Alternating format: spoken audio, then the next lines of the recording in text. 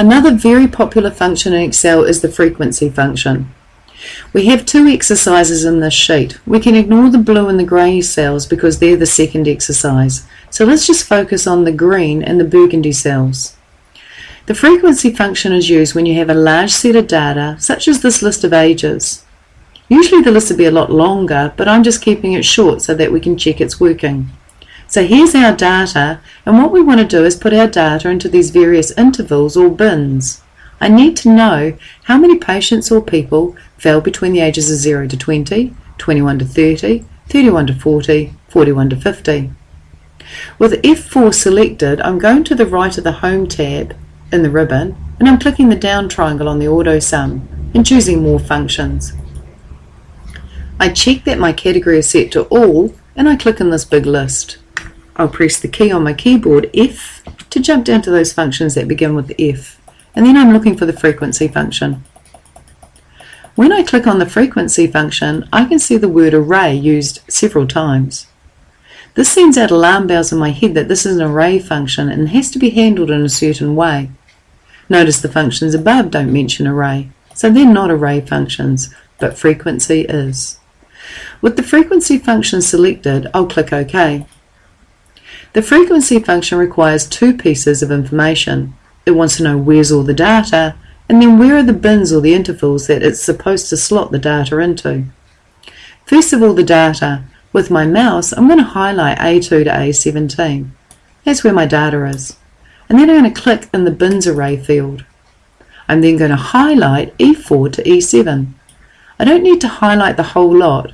When I highlight E4 to E7, Excel knows that it's everything up to 20, between 20 and 30, between 30 and 40, and between 40 and 50. This information is just for readers. When I look in the lower left, I can see the result is going to be 6. And if I do a quick visual check, 1, 2, 3, 4, 5, 6 people fall between the ages of 0 to 20. So that's correct, and I'll go OK. Now with an array function, you can't drag the thin black cross and fill it down. You'll get incorrect answers. We have to make a modification to the formula. Let's have a look at the formula a little bit more closely. If I drag this formula down to say F5 and I click on F5, the A2 has relatively changed to A3 and the A17 has relatively changed to A18. I don't want that to change. It has to be A2 to A17.